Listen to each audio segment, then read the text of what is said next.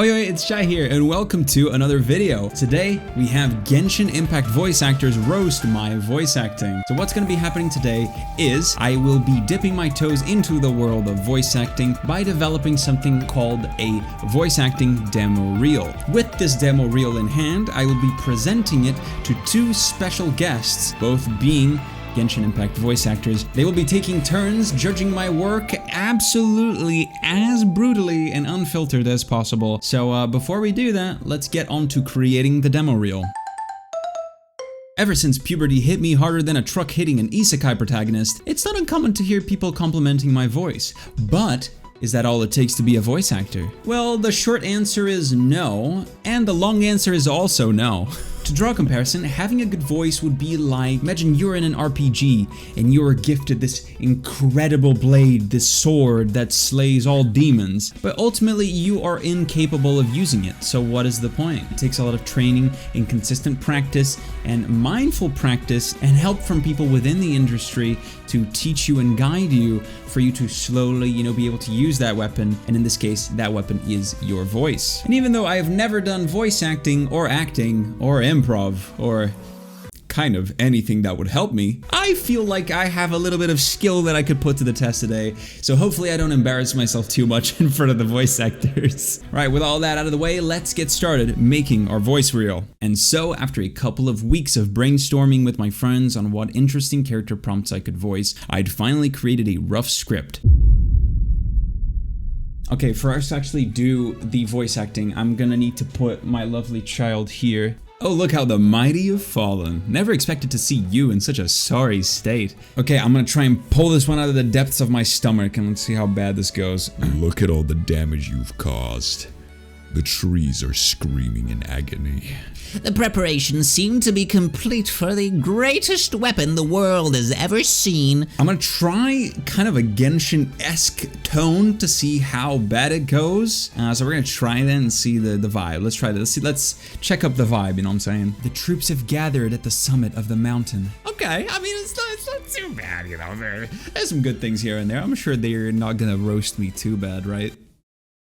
Okay, so we are a few hours into the recording. I have a 90-second long reel with 5 character voices inside, so I need to kind of redo my script a little bit. And to the drawing board I went, remaking my script from top to bottom, keeping some things, changing some things, and ultimately arriving at a result that I could show to the voice actors without feeling too embarrassed. Speaking of which, should I introduce them? Ben Balmaceda, hello and welcome. Would you like to please introduce yourself? Hello everybody, it's your boy, Ben. I'm the voice of several characters that people seem to like on the internet, like Kaveh in Genshin Impact, Andy in Undead Unluck, I'm Zohakten in Demon Slayer, Pedro in One Piece, and yeah, I'm not good at roasting people intentionally, but I'll give it my best go. Yes, perfect, that is perfect. Hi, my name is Kieran Regan. I am the voice of Heizou in Genshin Impact, Quintorius Canned in Magic the Gathering Arena, Butterroll Cookie in Cookie Run Kingdom, so many more, and I'm lucky to say that. Yeah, that's about it. I do voiceover. That's my gig. So let me break it down for you so far. I know I talked about it briefly, but I want to break it down. Let's break it down. Sorry.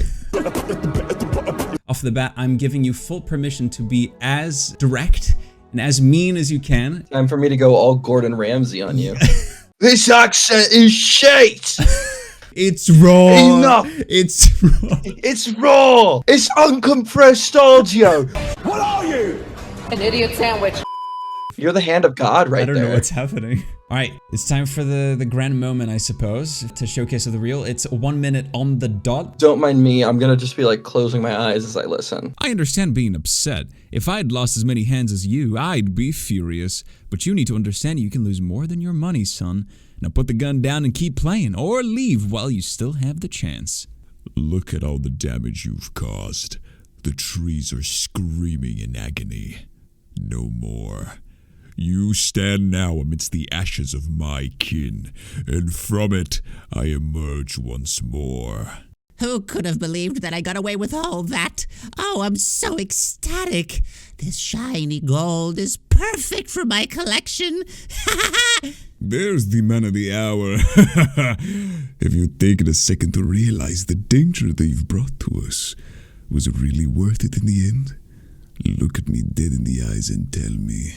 The troops have gathered together at the summit of the mountain. I will be waiting for you there, my lord.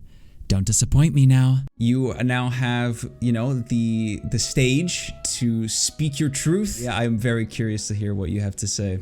My guy, where did you record this? At the setup that you're having now? Yes, as I am speaking to you. Were you sitting the entire time? I was sitting the entire time. I can hear that, man. Sounds like every character's kind of right here. Yes, they're all different, like, vocal intonations, but every character is in the same established position as you are right now, and that comes across. It's awful. No, I'm just kidding. I'm not that kind of person. I actually kind of liked it. Like, I thought it was actually pretty good. Yeah. Okay. Obviously, I did write some notes because I think that nothing is perfect, and we are doomed to pursue perfection no matter what. So everything can be a little bit better. Of course. The purpose of a demo reel is to showcase what you want to work and what you think the industry will give you, where you think you'll be within the world. With that first voice, that sounded more like your natural tone. I feel like you were kind of rushing right through it. I think your first spot should be like, this is me at a baseline, and this is the stuff that I can do perfectly. So for this one, you were kind of rushing through it, and it felt like you were a little bit unsure of your reads. Like, I didn't really feel like you were confident in your delivery of them. I definitely think if you got something a bit slightly slower paced, something that you can take your time with and really like explore, that would make the first spot a lot more strong. With that second voice,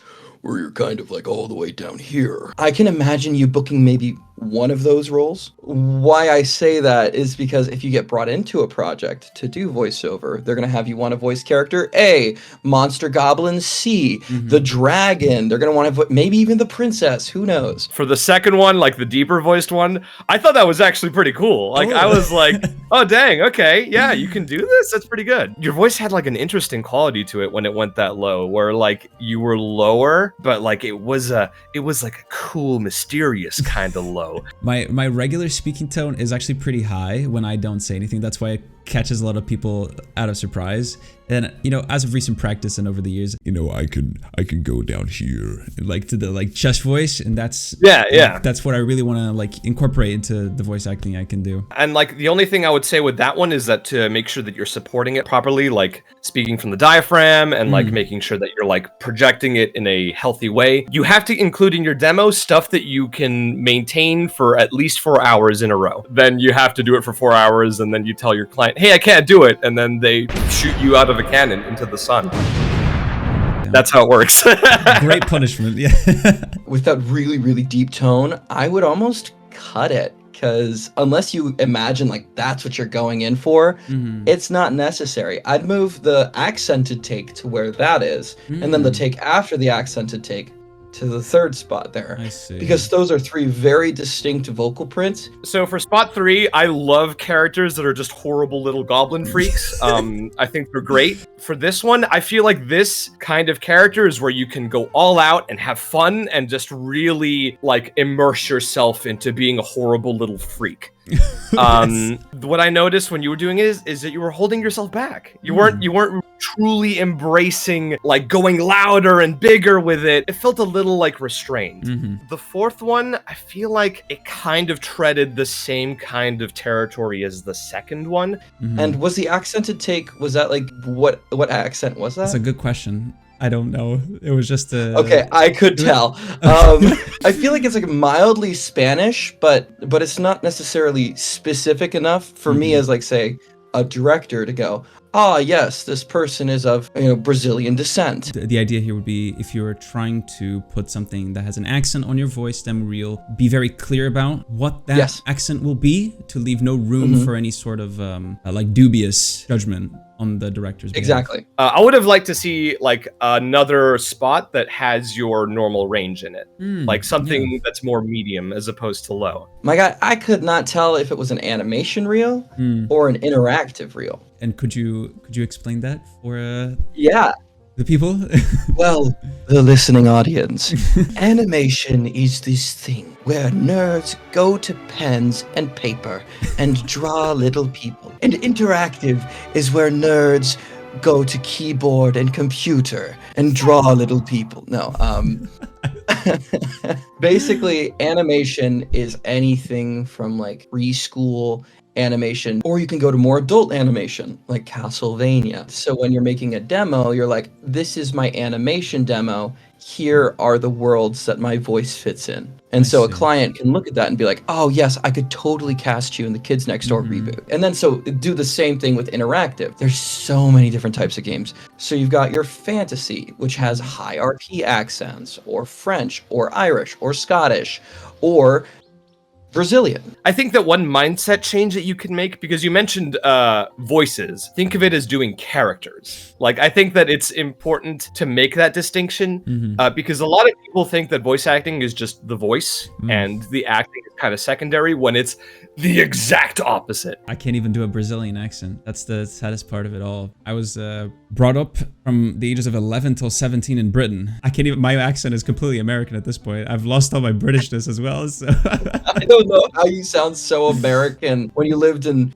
Brazil and the UK for so long. There's this wonderful website called the International Dialects of English Archive that has just a list from almost every country of people who speak English but are from said country. And they have 19 different vocal prints of English speakers from Brazil. So you can listen and learn to what true accent sounds like. This is incredible. And in the fifth one, I liked what you were going for. The acting felt a little bit stiff. I feel like you're not super to talking in a higher range. You can, if you work at it, you can definitely make that tone of voice work. So if you are going for that kind of youthful, like confident, like heroic kind of voice, you have to pack your A game, because that's one of the most competitive like character types in the industry. Did you write these scripts yourself? Some of them were taken from a script writing website. Some of these I made up to fit certain voices. I would refrain from taking from script writing websites because other people have done the same. Because of that, that means what you're performing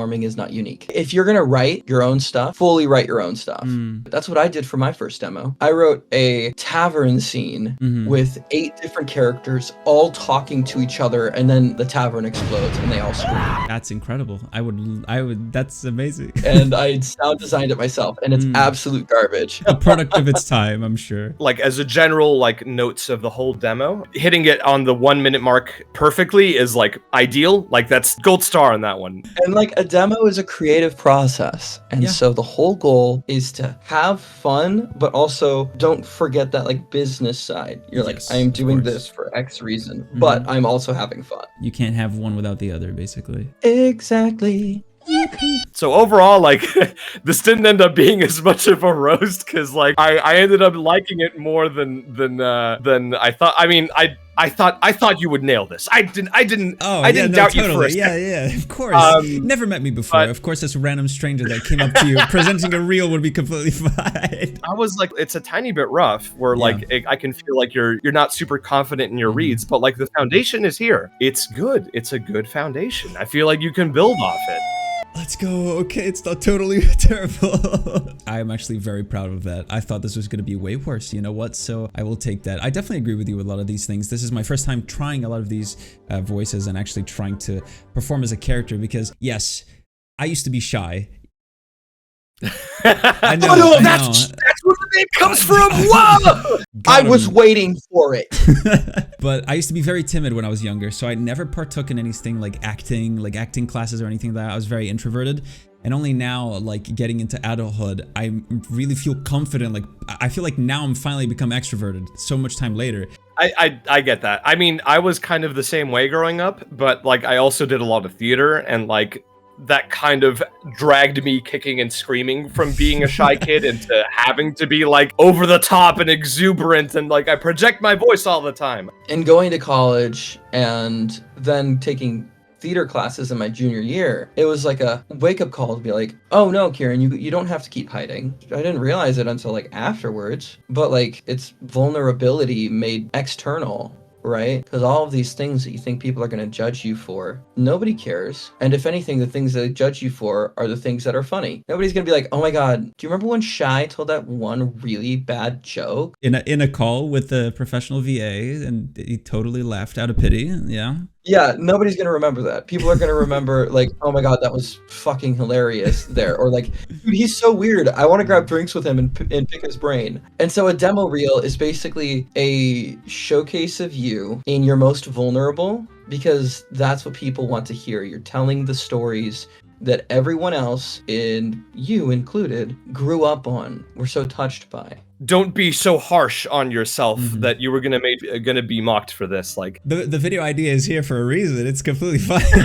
don't worry about it. I'm very pleasantly surprised with that is an incredibly big water bottle. Oh my goodness. Call it my torso because it's the size of my torso. Oh my God. This is a lethal weapon. You could chuck this at somebody. Oh my God. Makes me feel like a hamster, like one of those like Mazda hamsters. But before we get too caught up in any more of the poetic side of a reel. I'm a poetic at heart. I'm sorry. No. I just don't want to lock you in here for too long. So Let me out! the next part, which is like, I call it like the second part of this. The first was the roast. Now we're getting into a little bit of myth busting. I've written down a couple of statements here that I hear commonly thrown around by people who are not in the industry looking to get into it. And I want to hear if they're fact or not and why. So the first one I have written down here is, I don't know anyone in the industry, so I unfortunately cannot make it work. Oh, complete myth. I would say I'm leaning false on that one. I got my first job by being myself and auditioned for my own thing. So like, just because you don't know anyone in the industry doesn't mean you won't get anywhere. It'll certainly help. I think you can achieve a lot of things in this industry with no connection. There's tons of open casting calls on the internet that don't require you to know the person running them. But there are many, many tools in which you can get to know people, or choose to be a complete introvert and not know anyone and just do your own thing. You can get into a lot of things that way without really knowing anybody. You can be like a phantom in the night, watching Batman. over this city like Batman. Yeah, exactly. Because some things do absolutely need connections, but for the like wide majority of things, yeah, you don't really need them. All right, the next one is, I think I'm too old to get started in voice acting. No. No. False! False, false, false, false, false, false. There is no maximum or minimum age requirement for voice acting. You can do this whenever the heck you want. In fact, you might be the perfect time, because there's too many damn young people trying to get started in voice acting. You call me old? You're ancient, dude. Me? Yeah. You don't even know my age. Yeah, what? You're like, from the look of you, you're like, what, 40? Guys, thank you for watching today's video. I always see like older people being like, hey, I'm like 40. Can I get started in this? And it's like, yeah, go for it. Do it. Anyway, I'm so glad you get to show your face in this video for the first time. But like, I started voiceover when I was 21. No, don't lie. What do you mean don't lie? I thought I was like, man, everybody else in voiceover is like 17. They all have done theater for 6 years. I had not done theater, and yet here we are. Third statement here. This is a doozy. Third statement. I have to move to LA, Texas, or New York City if I ever hope to make it in the world of voice acting. Ooh, that head tilt is nasty. What defines made it? True. Are you in the dream franchise you want to be in, or are you making a living? So we'll split them into two for this question. So one side would be, I can make enough money to live. The second side, I want to compete the biggest games and the biggest stuff out there. So for the first one, you can make a living from voiceover anywhere. If you want to just do any job that comes your way, and you want to do stuff on like pay-to-play sites or with like an agent remotely or like ads, you can find a career basically anywhere. If you want to get into specific things, then you would have to move to one of those three spots. New York is commercial, some animation, a lot of audiobook. If you want to do anime, then you have to go to Texas or LA because that's where those get made. Texas is anime. If you want to do video games, you have to go to LA. And Los Angeles is all of it. The whole package. I would say mostly false, but it also comes down to what you want to do as an actor. Here's our penultimate and fourth statement. After I get my breakout role, it's going to be so easy to get more roles afterwards. Something that will theoretically get you the foot through the door. No. No. I was the lead in Spirit Chronicles. Did not get me any extra roles anywhere. You can't use it as, how'd you put it, portfolio? I can and be like, look at this thing I did. People are like, ah, cool. so many people like, oh, I need this, and then I'll be popular, and then everything will go right. The thing about like auditioning is that 99% of the time we don't know if something is going to be huge or not. Like when Genshin was getting its auditions, the people that read for it, they're like, yeah, it's just some mobile game. Some game. I don't know. We've done this a billion times. Who's going to care about this? And then it turns out with it, whoops, half the planet cares about this. Yep. Oh no. I would say having a stronger resume makes you easier to hire, but you won't get that like, oh, here's my breakout role, my star, but you still have to put the work in. It's not going to ever come easy. There never comes a time where you book something and then you kick back and relax and then you're just like, no, I'm just cruising through Easy Street. I don't have to work a day for the rest of my life. No, that never happens. I reckon that would be a little boring too. The love of that comes from the ever-loving pursuit of improvement. Exactly. I mean, to me, I just have fun. Like, I just like doing or that, voices. you know. Either. Yeah, I mean, yeah, you can, if you want to pursue greatness, go for it. Like, yeah. But for me, I'm just having fun. You know, if things were easy, it would be nice. Actually. If I could just like wake up and be like, you know my voice. Look at the work I've done. Book me for this thing. That would be really nice, actually, because I love doing the job. Like, to me, this is what I do for fun. It makes me happy, and it makes my soul roar in passion. Because, like, if you're like, oh, I'm popular now, I don't have to do anything. It's like, why were you doing it in the first place? Was it just to get popular? If you wanted to just be popular, then, like, become a YouTuber or something, or rob a bank. That is a crazy 50-50. Become a YouTuber or rob a bank. Those are... All right, here's our last one, and it's got a follow-up question, but we'll go through the main one. I have created my demo reel, and I'm confident in it. It is now time to apply to some talent agencies. Send it to your friends. Do what you're doing right now. And send it to your friends who are critical, because you don't want to submit a absolute shit demo reel to an agency. And if you do, that's their first impression of you. And then you have to defy that impression. You want to nail it right off the bat. Where does your confidence that it's good enough comes from? My follow-up question exactly was, when do you think the time is to apply? When is it time for you to stop only doing training and really try and, get out there? To me, I think the time to make a demo is when you have a good portfolio of work already present. I didn't make my demo until I had at least like 10 to 11 characters in like original projects. I actually have an answer. I would say after you've met an agent. Oh, wow. A lot more. I thought you were going to talk about like skill level, for example.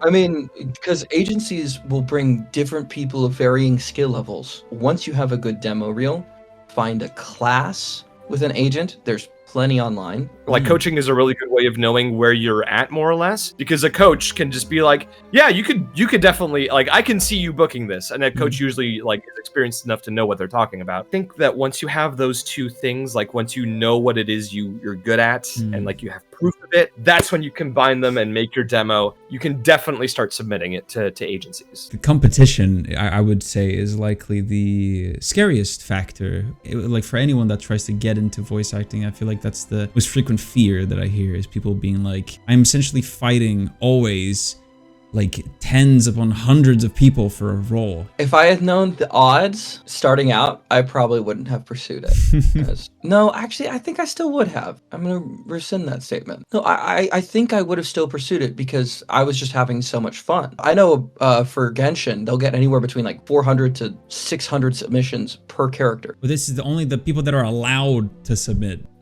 And so the odds are very steep, but the reward for working this hard to get this far pays off for it tenfold. Right. And look, sorry, there's a fly on. There we go. Did you just kill it? No, that would be terrible. That would be so ruthless. But you did it with just your hand. It was like some like Mr. Miyagi, like I caught it between my fingers. If you could go back in time, and before you is, 21-year-old Kieran, Ben, who's just trying to get their foot into voice acting, what would you tell them? What would be the one thing that you would tell them? Never lose the fun. I feel like young me would understand that, but it's just don't lose sight of why it is that you're doing this in the first place, because it's fun. There are moments where like I'd lost sight of the fun, and like that's when it started becoming like, oh my god, like this a burden. it became a burden. Yeah. It stopped being a hobby and started being a job. If you can keep that fun, like it'll always feel like a hobby. It's worth it. It's worth it. Because like there were so many times when I was just like, as I'm gonna be not using my degree.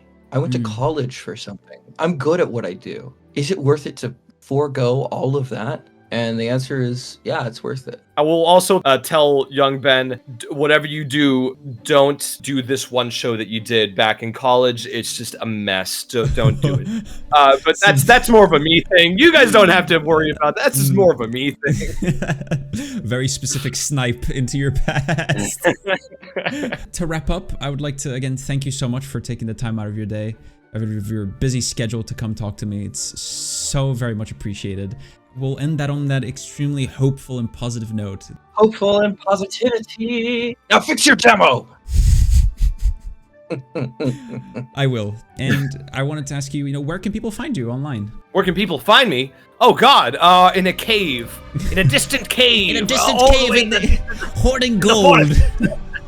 Twitter at Ben B Voicing, and I'm also on Twitch. I stream every now and again. You can find me on social media at Kieran Regan. Probably on Twitter more often than Instagram. Instagram more often than TikTok. Do you wanna tell people to like and subscribe in one of your voices, if you will? Like technically, I'm not allowed to Oh. use specifically a character Really? voice to do non-character quotes and stuff. This is a legally distinct character telling you to like and subscribe. Partake in some engagement of this video. Like, comment, subscribe, send it to your mother. She's gonna become a voice actor now. And the grandmother, don't forget. Never too late. It's never too And the late. great grandma. Make sure she knows love. With voice Kiss acting, her very on the important. mouth. Don't do. All right, enough. So yeah, that'll do it for me for today. I had such a lovely talk with Kieran and Ben, and they gave such detailed and affectionate feedback. Thank you again. If you both are watching, thank you so much for accepting to do this. Last thing I would like to mention is that I do actually have a Patreon where you guys can support me at patreon.com/ShyStarfall. There you can get early releases of all of my videos, as well as polls and the decisions of new videos, and cut content. So for example, in this video, some of the parts obviously I couldn't put in this video, with my conversations with Ben and Kieran. So those will be up on the Patreon if you guys are curious. It helps keep the channel afloat and helps me also keep producing content. But yeah, thank you guys so much for watching, and I will see you guys on the next video. Say goodbye. Bye-bye.